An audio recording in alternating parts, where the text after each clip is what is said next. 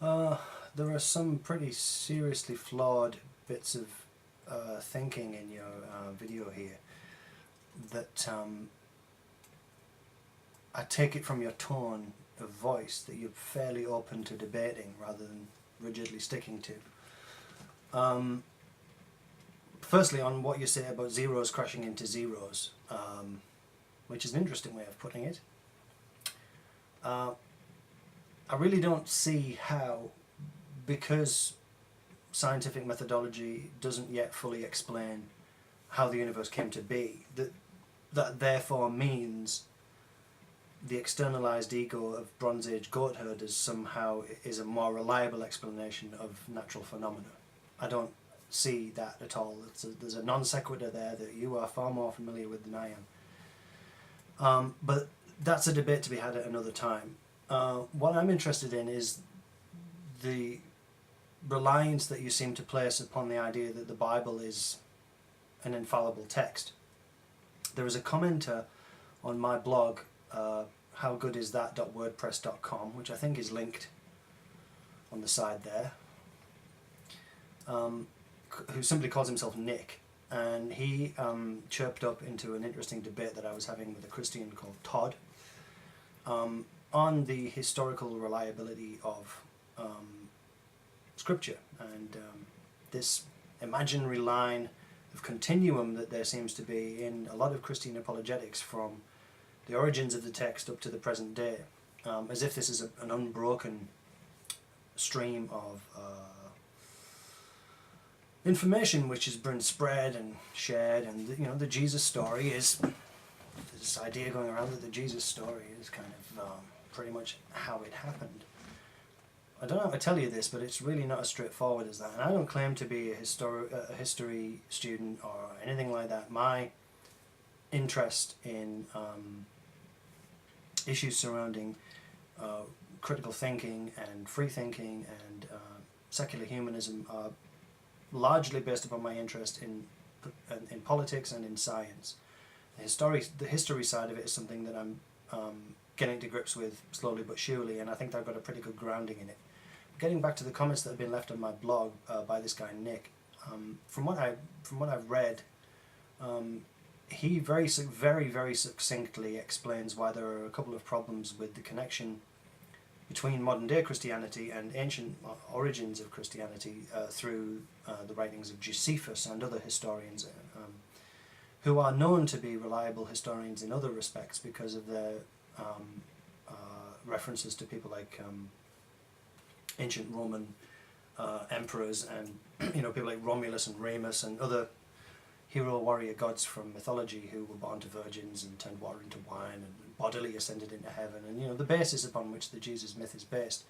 And Nick, I'll simply read what he wrote. Most of the scholarly works on the Testimonium Flavinium, I'm sorry, I've never read out loud these words before, I read them more than I say them, agree that it is either partly inauthentic or wholly inauthentic.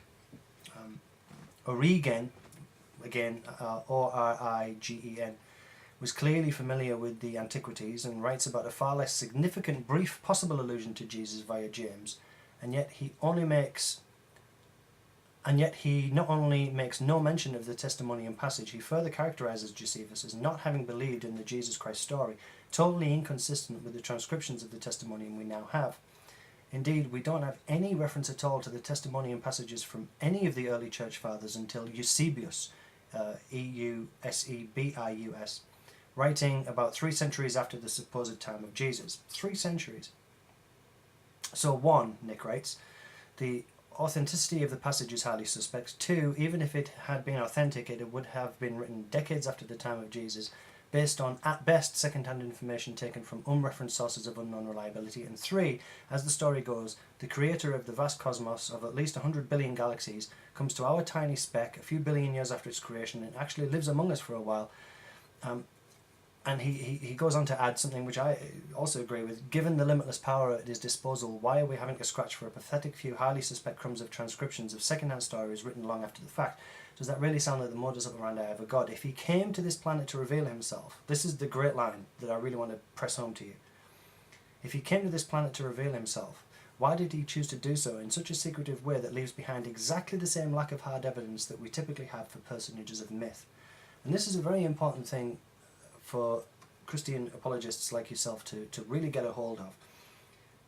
People with views on the world that are not based upon accepting that Christian teaching is true simply because it says so in the Bible are not ignorant of the foundation upon which much of the Judeo-Christian, even Muslim faiths are based. Far from it.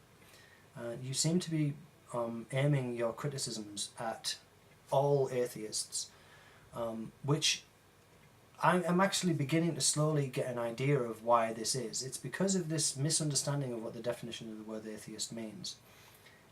You seem to be referring to people who simply don't have any interest in finding out about these things for themselves.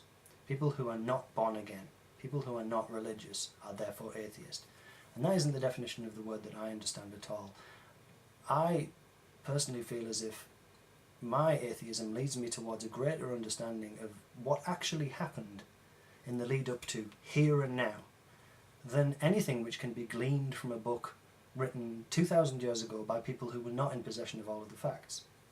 Now, if you want to cling on to what they said out of some sort of belief in the philosophy as a personal pursuit, as some sort of belief in belief, then that's fine. But by labelling people atheistic because they choose to rely more heavily on the vast wealth of evidence than they do upon the Bronze Age conjecture, you are doing to them what you accuse them of doing to you, without any reasonable basis upon which to base your argument.